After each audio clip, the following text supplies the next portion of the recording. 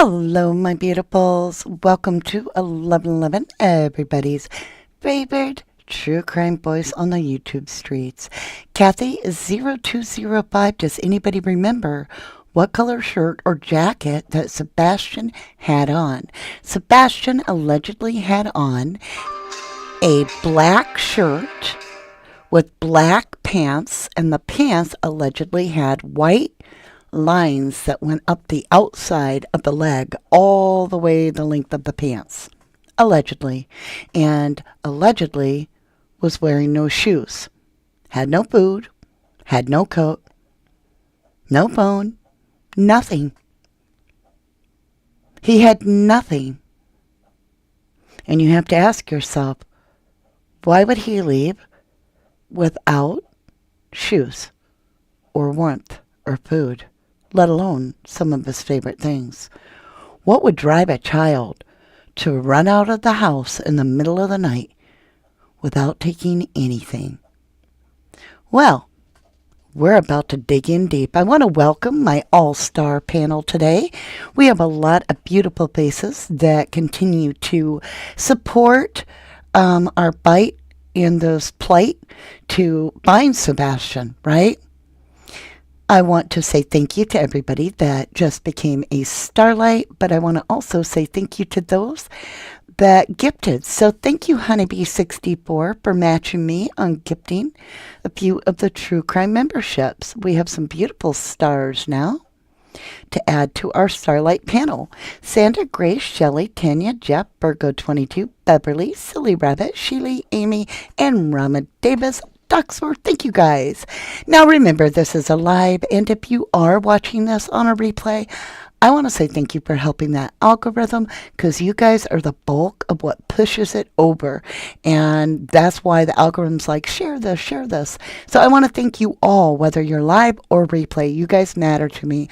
I also want to thank my mods. Let's dig in, you guys. As every weekend rolls around, I always plan to take some time off unless I get entirely inspired. Today, Lee McKenna, I just want to say that little post that you made sparked me, and I started digging in. And that was just like 3 hours ago. I'm at a place now to where I'm like, I've got to share this. Now, keep in mind, everything we're about to share today, everything, whether I speak it, because it's my opinion, or I'm reading somebody's comment, is nothing but us expressing our creative opinion. Today is going to be a theory-based, hypothetical, may or may not have happened kind of day. So this is all hearsay. We're going to just try to use some information that we think we know and see what kind of spaghetti sticks to the wall. But in every case, we have to do it to get to the meat of the subject, right? Or as Harsh would say, the meat and potatoes, or as I would say, to the bare bones. Now, in this scenario, you guys are going to be playing a huge part because I have not walked this through. I have simply hit upon a couple things that make me go, huh? Not huh? And when I go, huh, I have this feeling there's something to it. So I want to talk about a couple things. When we go through theories, we have to walk them through. We can't just be like, okay, maybe the giraffe entered the room and popped the balloon. I'm just going to repeat that. That's my opinion. That's my opinion. That has no water. That has no weight. It doesn't hold water. It has no weight. Even though it's your opinion, it's a waste because you haven't walked it through to see if the giraffe would fit through the door. Are y'all feeling me? So when we're creating these theories, I want us to seriously walk through them to see if they can hold water. And if they can't, we move on. Now, by no means am I insinuating that anybody has done anything wrong, nor are they guilty. In fact, I'm going to be using I'm going to try my best today on my part to say the relationship. So stepdad, mom, real dad, grandma, grandpa, step-parent, whatever. Okay? that's going to help a little bit. But I just want to say that nobody is getting their finger pointed at him today. I am just asking questions, not accusing. Hey, Ella Blue, Darlene Whoop, Angie Willett, Jilly Link, Crime on a Dime, hello, lovely. Tracy Rossi, Canadian True Crime Pup, hello, lovely. Sassy's here. All right, you guys, this is, we got to start somewhere. We got to put a stake in the muddy ground. And we've got to come up with this in a way that makes sense. So I have read a lot of wonderful theories out there. I say wonderful because they're like, he's alive. And to me, that's wonderful. Unfortunately, I already have information that I can't go anywhere with that theory because, like, for instance, an example. There are those that really want to believe that Sebastian got up and left the house on his own and ran away. And my problem with that, and a few others agree with me, including Seth, is we find that very hard to swallow when the scent dogs did not pick up Sebastian's scent outside the house. Nope. Nothing. Then I have beautiful commenters that are like, okay, so he was sleeping in his bed and they're expressing, what they feel may have been his demise in his bed, because she heard a thud. And I'm like, yeah, but cadaver dogs were all over that house and in his room. That's been verified. That's been affirmed by both parents. Well, all three, including real dad. So I'm like, okay, I can't go there. So I'm like, okay, if this kid didn't meet his demise in his bed and this kid didn't run out the door, what other theory is there? And then I hear the theories, somebody put him in the car and the car left the house. And I'm like, okay, now we're talking. Because he would be alive. So, his scent would be all over the house, but his scent wouldn't be on the outside of the house. But the question is that I have, and I believe a lot of you have, is this. When was the last time that Sebastian really left the house in a car from the garage? Was it right before whatever, the outing that led them to Texas Roadhouse restaurant in Tennessee? Was that when? And that was it. And so at this point, that has been validated and verified as the last proof of life of this child. And until I hear otherwise, I'm like, don't see that kid coming home, because if he came home, wouldn't the dogs track him up to the door? But they didn't. They did not. When you say the dogs didn't get a scent outside the house, wouldn't the dogs get a scent going into the house? Because he would have had to arrive. But they don't. Now I'm like, okay, we have limited time. Very limited time. And we could see this as an accident. But then that opens up a can of worms that you have a few minutes before your car needs to be home with a child, and your child can't be there, and you have an accident in the car, and those dogs have been in her vehicles, allegedly. And nothing. Okay.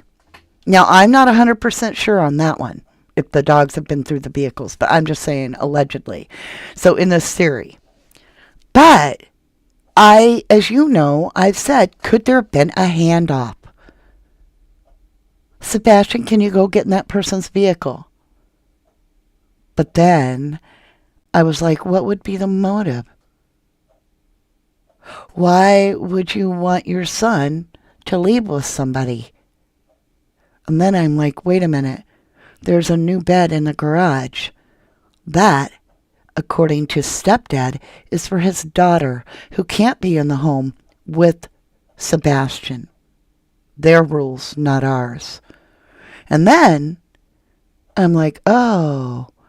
So then stepdad talks to real dad, not mom, but stepdad talks to real dad, allegedly. Everything's allegedly. I'm not going to keep saying it. So in this theory, stepdad talks to real dad and has it all arranged, right?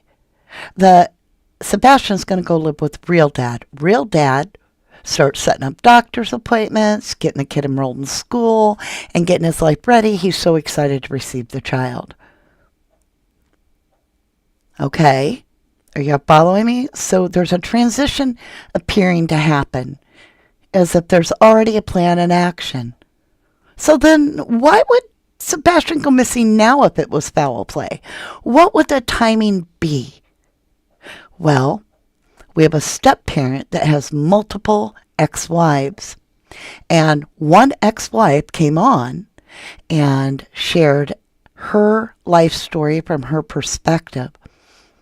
And if you haven't seen it, I don't know if you can handle it. It's rough. She cried most of the time, as did I.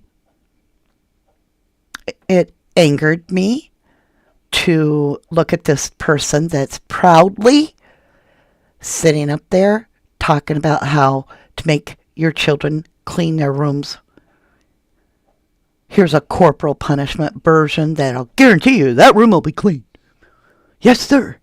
Whatever. Right?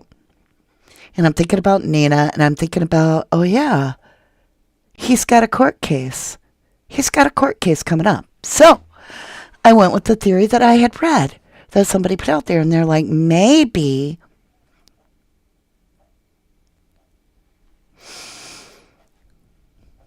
are you ready for this?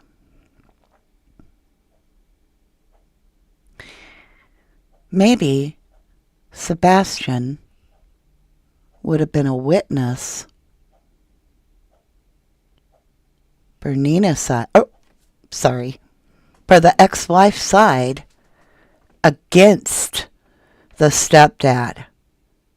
Because we are starting to hear more and more come out about what really happened inside Sebastian's stepdad and mother's home.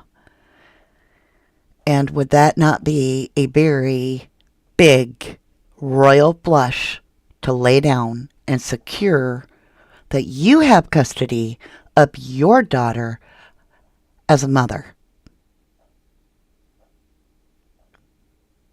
But you would not speak of it because this is your ace in the hole, and your ace in the hole just went missing. Are y'all feeling me?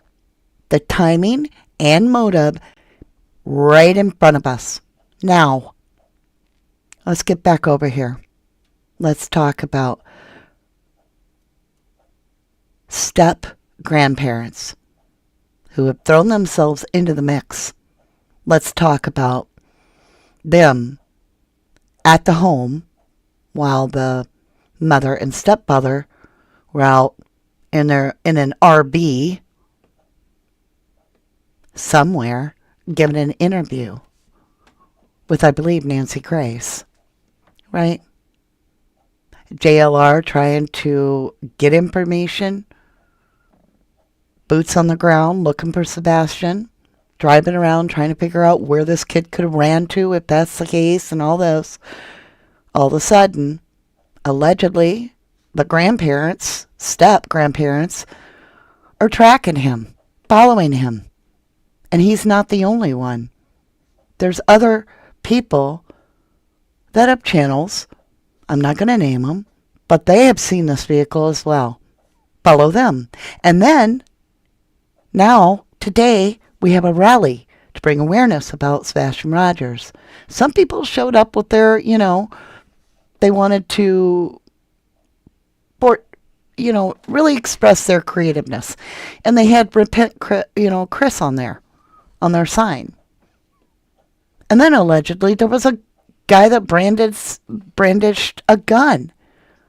Anyway, the cops showed up. I don't know what is rumor and what is truth, but all hell broke loose at the rally, allegedly.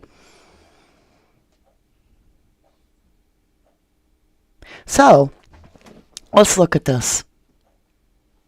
And I don't know about y'all, but I'm smelling Don Wells. I'm smelling Candace Wells. And what I've always believed is whatever happened to Summer,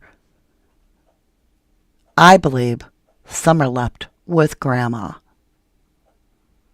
to Wisconsin. And I believe her and Aunt Rose Bly are resting in peace under an oak tree on some property that I personally got chased away from, but we'll leave it at that. So, if we take the route and we think about it, I believe that because Grandma left when her granddaughter was missing, Miss Summer Wells, and Grandis ran up to Wisconsin or Illinois or somewhere up here in the north by me.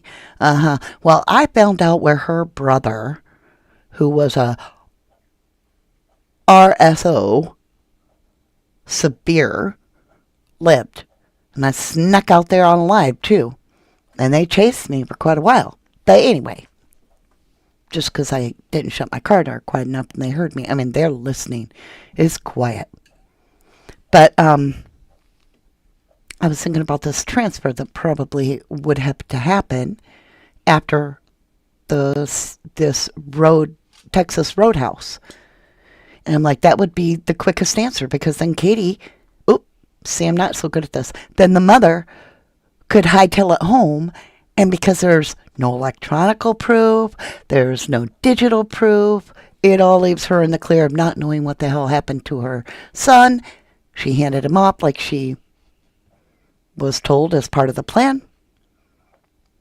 And it wouldn't be, well, wait a minute, this theory doesn't work because why wouldn't she just wait a couple weeks if she was sick and let the real dad have him? Because he would be the star witness. And believe me, this is one court case that I believe the Prouds are very prideful over and want to win at absolute all case, all cost. So, I'm going to let you draw your conclusions on whether you feel he may have been sedated for the entire trip. Remember, I gave you an update on what the father's said that the medication was, and I expressed to you that there is a level that will keep you sedated for, 12 hours straight. Okay? Anyway, I'm not going to dig into that and get a copyright. Here you go. How do you get into Alaska, you guys? Well, if you're not sedated and in the poop well of an RV, right? If you're not being hidden in the blankets department of the bench your grandma is sitting on, if it's taken a legal route, all you would need is a birth certificate and a parent. But if you have written consent by a parent to go on vacation, and I'm going to tell you it worked to get through to Canada, all I had to do as a mom is sign a little waiver so that my son, and they didn't need the dad's signature, it was just grandparents wanted to take my son fishing in Canada. All I did is give him the birth certificate and a little hand note that says, yep, my son can go. He was up there 2 weeks in Canada. So then I was like, what's the drive time? We know that they went there. If they drove it, 66 hours and 36 minutes to Anchorage, Alaska from Nashville, Tennessee. Oh, yeah. Thank you, Sassy. Hold on, y'all. Fair use disclaimer. Under Section 107 of the Copyright Act 1976, allowance made for fair use for purposes such as criticism, comment, news reporting, teaching, scholarship, and research. Fair use is a use permitted by copyright statute that might otherwise be infringing. boom, and all that good stuff. Okay. Then, this is what brought me online. Get ready for a boom. Now, you can form your own opinion. I'm hoping for the best. I'm praying for Sebastian to be alive. And this is what I'm praying happened. Okay? This is from hold on, let me get it over here so maybe you guys can see. All right. Investigation of the state of Alaska's behavioral health and system for children, 2022. Okay? They're still rifling through this. Summary of findings. Get ready for this, you guys. Is this why they went to Alaska? After an extensive investigation, the United States Department of Justice concludes there is reasonable cause to believe that the state of Alaska violates Title II of the Americans with Disabilities Act by failing to provide services to children with behavioral health disabilities in most integrated setting appropriate to their needs, consistent with Title II regulations. We provide this report to notify Alaska of DOJ's conclusions, the facts supporting these conclusions, and the minimum remedial measures necessary to address the deficiencies identified. Okay, get this. What did all that mean? As Nancy Grace would say, stop a minute, speak English please. Here you go. In Alaska, children with behavioral health disabilities are institutionalized at high rates for long periods because the state does not ensure the community-based services are available or accessible. Hundreds of children. Remember, I've been going on and on about my gut screaming out Native. Okay? Hundreds of children, including Alaska Native children, in significant numbers, receive treatment in institutional settings within Alaska each year, often far from the homes and communities. Hundreds more are sent to segregated facilities in states as distant as Texas and Missouri. So you check them into where? Alaska? And they are sent? Oh, MG. Are y'all feeling me? Listen to this. And even if they flew, how do we know they didn't arrange this and somehow? Many of these children are eligible and appropriate for community-based services and supports that Alaska offers through its Medicare program. Okay, listen to me. My son, okay, let me get back over here for you guys. My eldest son has issues, a past with mental issues, and I called 911 one time in our county, and they came with the ambulance, and I went to the hospital, and he was not there. They did not know where he had been taken, and he did not sign a law. He happened to be 18 or older. He didn't sign anything to allow them to tell me where they took him. However, he was never given the opportunity to sign anything, and they lost him deep into the system. I mean, I didn't go online and do nothing. I literally became a version of Seth, only I knew my son, luckily, was in a mental institution somewhere on this planet, most likely in the state of Wisconsin. So I tried everything you can imagine. They couldn't do anything because he didn't sign a HIPAA law. So, let's just say, how do I say this? Because I don't want to get in trouble. A friend of mine, there we go. A friend of mine pretended to be an insurance company and called to get a bill covered. Because I knew that person's birthday and I knew their social security number. Each place was able to verify they had no bills for that individual occurring until I hit it. Boom! The lady gave me a $76 charge. My son was over 500 miles away from me. We drove straight there and picked him up after 1 o'clock in the morning on a blood moon, I kid you not. It was one of the absolute worst facilities I've ever heard of in my life. The hell he told me that went on there is still scarring him and me to this day. 16-year-olds being lost in the system. Have they somehow checked Sebastian in? And it wouldn't have to be in Alaska, you guys. You're not hearing me. That's how many miles between here and there that they could have checked him in. And think about it. This child was off his meds. And I mean, abruptly, which could cause surges of anxiety wildly. He might be ramping up, is what we call it in the medical facility. Ramping up, hallucinating, babbling, carrying on because he's out of everything. His dad isn't there. His mom ain't there. This could have been, let's drop off a package along the way. Are you feeling me? In Canada. In any place.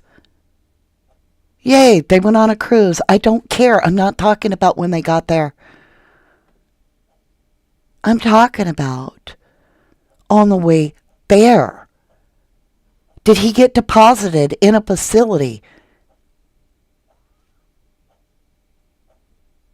Because it's not just rampant in Alaska. I just told you it happened in Wisconsin. Seth even is asking the same questions, y'all. He could be lost in the system. We need this baby's face, this 15-year-old autistic face, on every single gas station bathroom wall, on the back of every toilet door, in every gas station, between here and everywhere.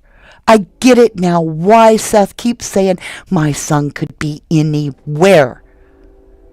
Because I believe he believes what I believe. What route did they take to go to Alaska? That's 6,000 miles, or what was it? Whatever miles between here and there. And he's fallen through the cracks. And he's heavily medicated. That could be the answer. Could this child be lost in the system? I'm going to challenge Seth today. Hun, listen to me. I want you to find out, and we'll back you, if you can get the flyers digitally emailed to every medical facility. Every medical facility, you guys. If you have a CNA, ask if they can hang up a 10 pictures in any medical facility. Get it all over. Get these flyers out there. This could be the one child that we find in 5 years if we don't act now. Lost in the system. They just have to section him, you guys. I'm not kidding. I work in this field. I am not talking out my butt. Let me tell you what happened. Now, I have to be very careful here. An individual that had medical issues got lost in the system. He lost it even worse, and the police came and got this person. When the police came and got him, we found out he wasn't supposed to be there. He was dropped off there. Nobody was with him. He was off his meds. He had psyched out. They admitted him as a John Doe. I'm not trying to be like, oh my God, but I am oh my Godding. If they dropped him off in the middle of up and nowhere near a facility, he would be sectioned out as a John Doe. There would be no parent, nothing. He would be a ward of the state.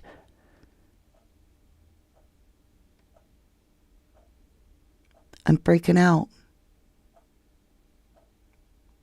I'm not saying this is what happened. I'm saying we need to get his Okay, y'all, flyers are great, but can't we do them digital? Can't we somehow get to the right people that are in charge of this, like, explanation point, binding Sebastian, explanation.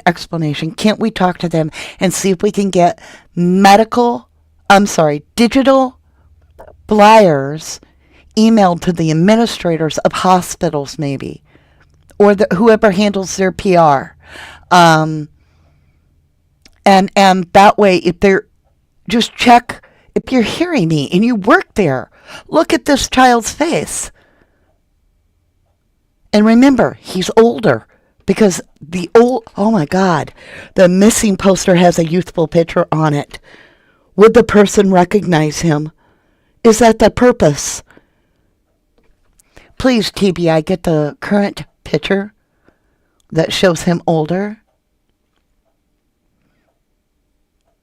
We as people need to get an alert somehow out at facilities that have had, in the last month and a half, John Doe's entered. John Doe's. Okay? I'm freaking out. I have hope. I'm cleaning house, and every time I start cleaning house, and Lord, I'll get one little part done, and it's like the universe sends me this, and it all started with Lee, and then the next person, and the next person, and I'm like, okay. And he would have a mustache. He may even have shaggy, beard-looking stuff because his hormones are kicked in. He could have scruffy, his hair is messed up, no glasses, totally bewildered, not know where he is, being sedated. And why would they use such an old picture unless it was to obscure it? Why are these rallies being disrupted like this? Why are searchers? Why is it so important that these flyers don't make it out there? It's because he's alive, in my opinion. I have true hope. I have absolutely hope. I am praying for a real miracle. I prayed on so many cases. Dear Jesus in heaven, we have, as a group, united group, prayed for the safe return of so many children. Give us this one. Please. Please. Give us a living child.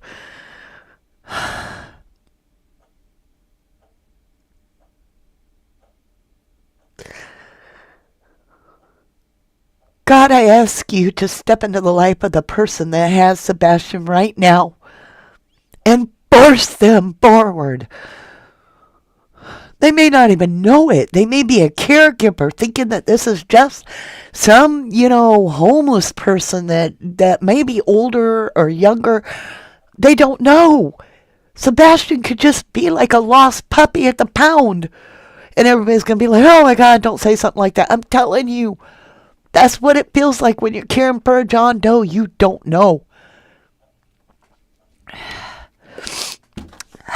Especially when they're young.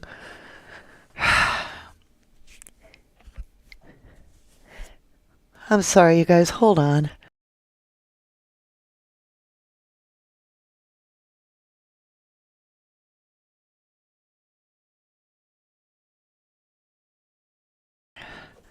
So, if they dropped him in the middle of the damn night, absolutely, completely overdosing, not overdosing, but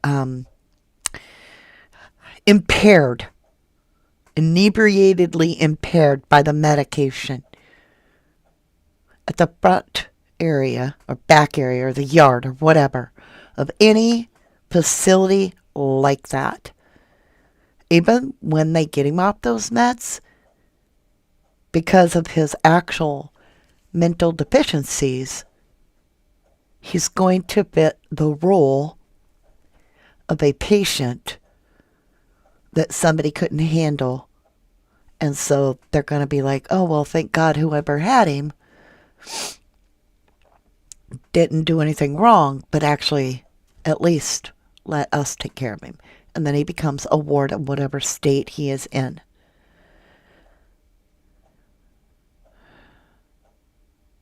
Okay? I have to get it out or I can't clean my house. Just because, I have a YouTube channel and at 4 o'clock I go live doesn't mean that I'm able to contain my mind to that time frame. Cops would have put, no, jail, they don't do that kind of thing that I know of out of state. Look at the Harvey Montgomery case. She was missing in the surrounding states, didn't even realize they had a case on the missing child for a while. They started connecting dots and they're like, oh, yeah, side by side, we share a border. Yeah, we have a CPS case on Harmony Montgomery. You do? Wow. No.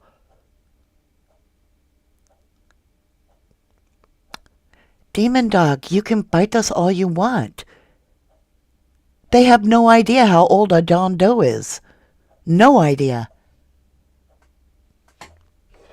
No idea. He would be held on a psych eval.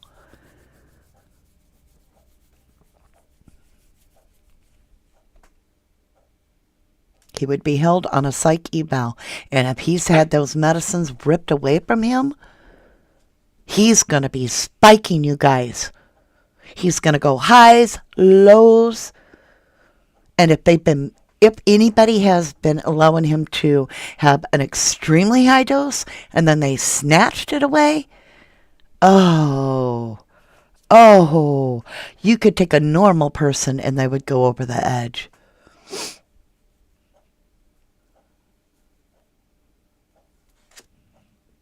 I'm just saying. And you guys have the right to totally disagree with me. I'm just trying to grab hope. Inside my heart, I want him alive so bad. I feel his energy still with us. And I know some people aren't going to understand that, but I pray I'm right.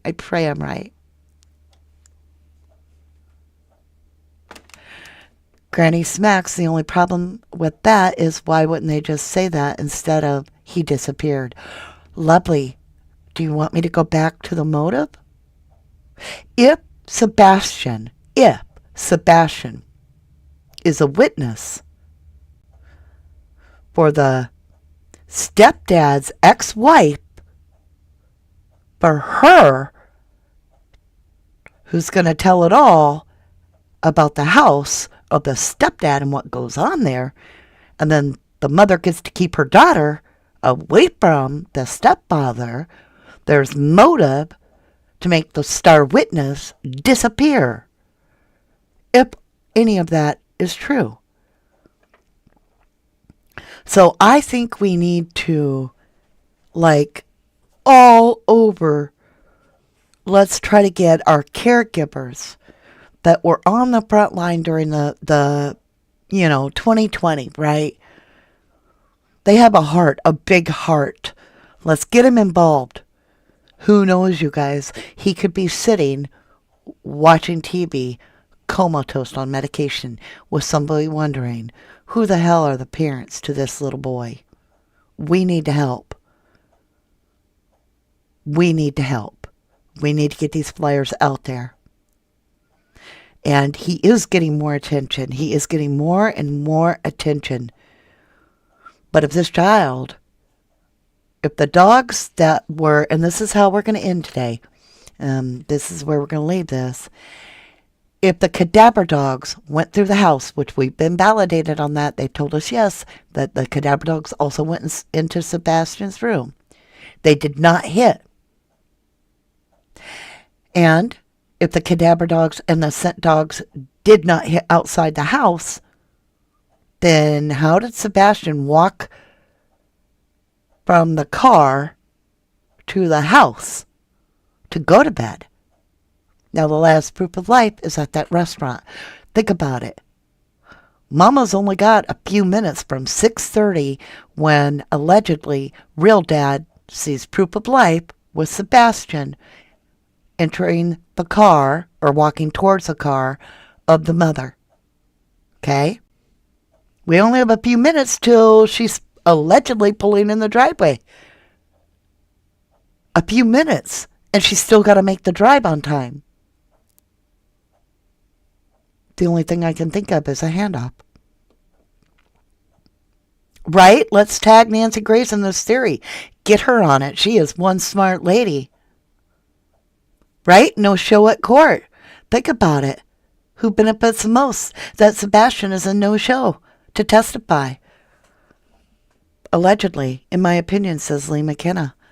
Julie Cook says the missing child in the home is enough to keep CPS's daughter away from him. Then what else was Sebastian going to reveal? What else was Sebastian maybe going to reveal? We're hearing a lot of talk about SA. A lot of talk about SA. Was there SA going on in the home, and that be the motive? Was SA happening in the home? And is that maybe why he didn't want Sebastian around his daughter? Is that maybe why Sebastian is still wearing pull-ups? Is SA going on in that home? And is that why the star witness disappeared? Because he might come out with it in court.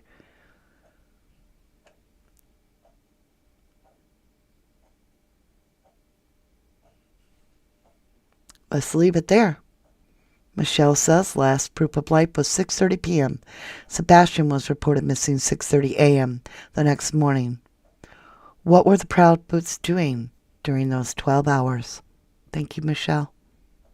The Ropers in the country, it seems rampant, Mama D. Was Sebastian being SA'd? I'm going to just ask it. Was the first boy brought in already groomed and grooming a disabled child?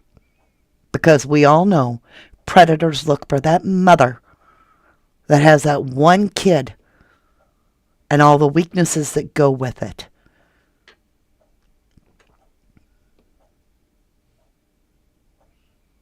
Good question, as who SA'd the nephew or that other child? We don't know if it was a nephew or not, just the other child. Was it a groom? I mean, why bring in that child? Much older than your child. When you're not really bringing in anybody else into the house to play with your son.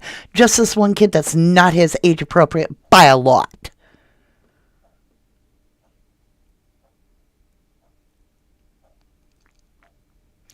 If Sebastian was going to get called up there and asked about what went on in the house,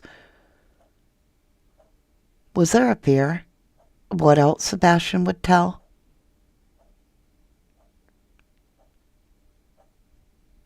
And if that's true, unfortunately, I don't believe he's with us anymore. Think about the Madeline Soto case. I'm going to bring something up. I'm just going to throw it out here. You can either, call me crazy. Tell me to put a tinfoil hat on. I'll make one right in front of you. All right? Here we go.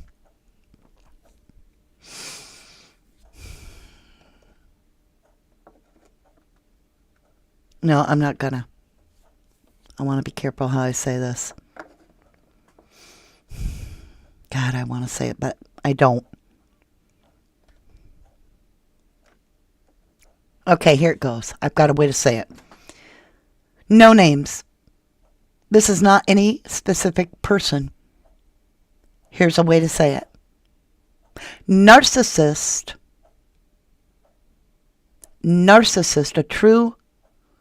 a true narcissist will absolutely accuse you of what they are guilty of.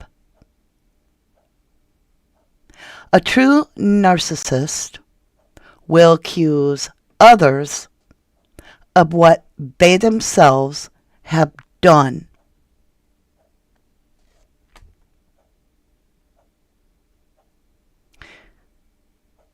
Separate statement. I'm not drawing any conclusion. Completely different matter. Over here on this note, real dad Seth, real dad, I can't do it without the names.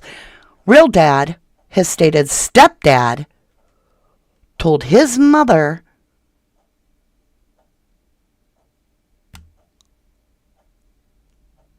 something where he called Sebastian a pedo.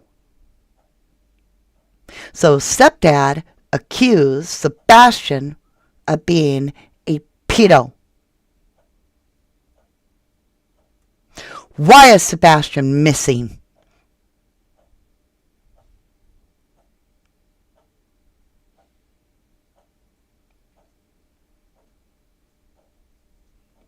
It's real interesting how somebody told us that, Sebastian was one swat with his pants up. Why'd you feel the need to tell us that his pants were up?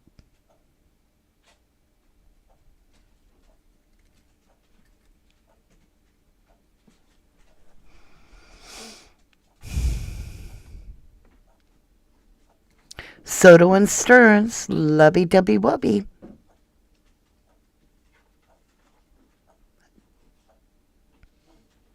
Bly and Wells, lovey-dovey-wubby.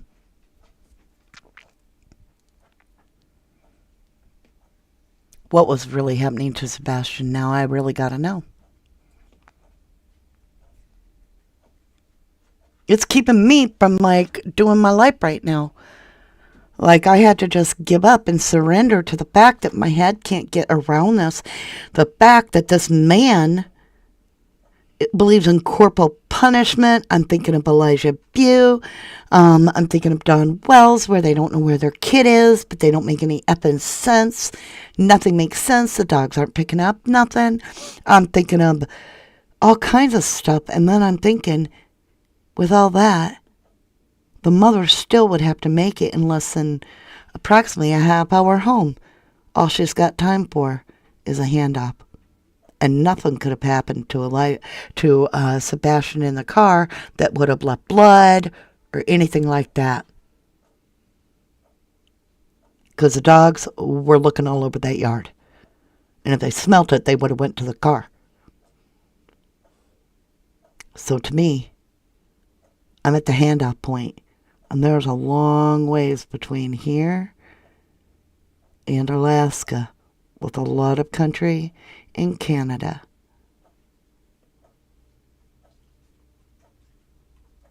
That's a horrific thought.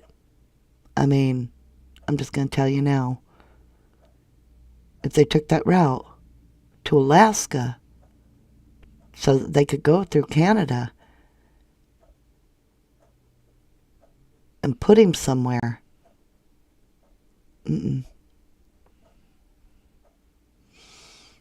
there has to be a reason why he would not have been handed off to the dad. I'll leave that with you. Tammy Jones says, I think he was handed off too. Granny Smack says, if he ran away, then found out his father told the world about his essay and his stepdad calling him a pedo, Sebastian won't come home after that. Aw, Granny Smacks, are you trying to manipulate the truth? You're gone, because I know exactly who you are.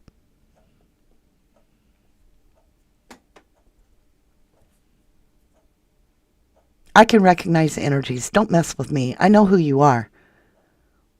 KK. Hey, Kim French. I hope the visual at 6 p.m. Visual. She said visual. Visual at 6 p.m. goes good. Seth asked KP and CP to attend, and they said no. They just keep digging a deeper and deeper hole. Right, Kim French. Sherry writes, Sebastian missing is gut-wrenching. I pray all day, every day for him. I do too. I'm praying. I'm asking this boy to be returned safe and sound. And if he can't be returned safe and sound, please return him for us to at least have pay our respects. And I'm going to keep doing this, even though the chances are probably none. Sebastian Rogers,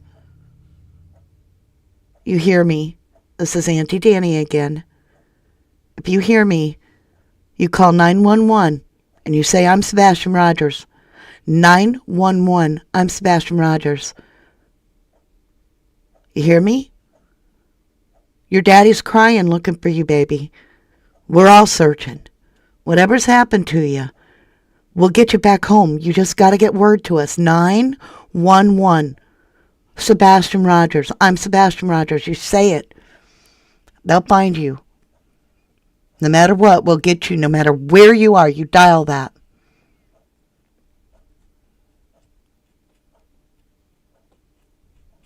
That's right, Lee. We will continue to fight for Sebastian and for Seth.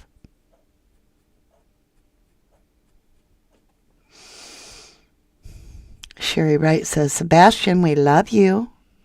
Angela Williams says, I think they both had something to do with it, stepdad and mom.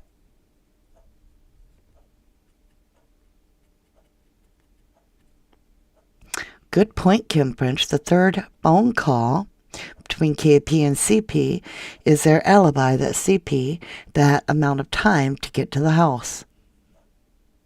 It is interesting how they had a 3.5-hour call, and that's exactly what it would be if you had to drive all the way from Memphis back to the house, right? And by the way, I just want to throw this out there. We had an Uber in the area. Did somebody Uber at home? Just asking for a friend. Did anybody Uber at home? I know his heart hears us. I know his heart hears us. Thor, do you think there's any chance that Sebastian had access to the internet, let alone YouTube? Thor, I have no idea what Sebastian has access to.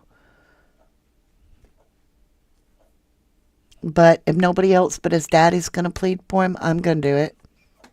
I believe my energy transfers far beyond the internet. I believe just prayers alone transfer to Sebastian. And I believe our 1111 family is strong. And I believe the evildoers are going to be found out. In fact, I'm going to put a lot of stake in the ground there that I put my faith in God above to bring whoever has put Sebastian through this to be brought to justice, whoever they may be. Linda Ann, to protect faith and need control over Nina. And okay, yeah, I feel you.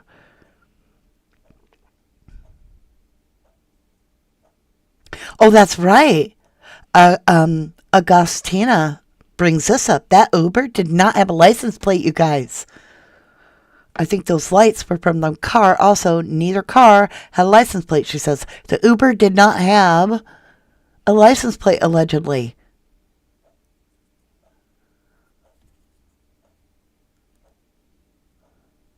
Y'all.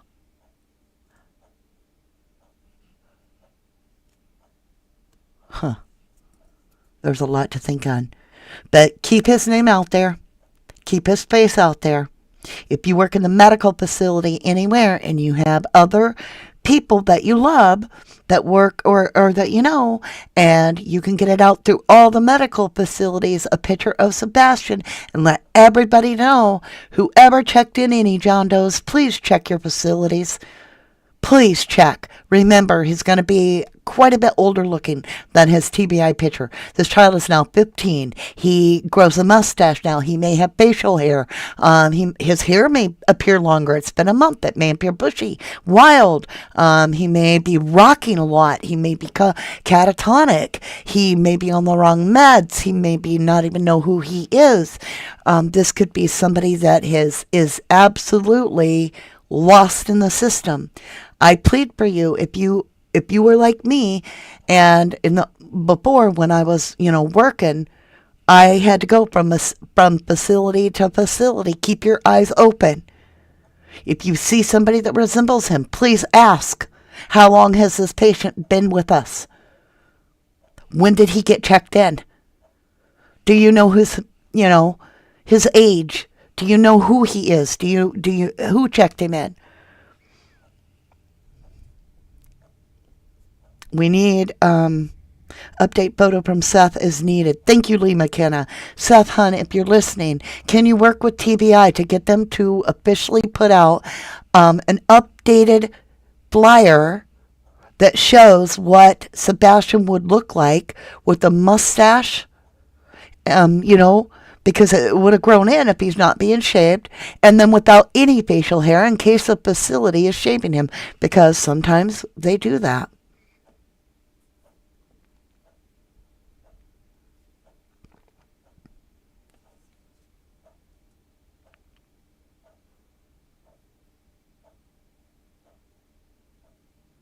All right, my lovelies. I love you all. I hope that we need more digital media, you guys. We need a digital flyer from TBI.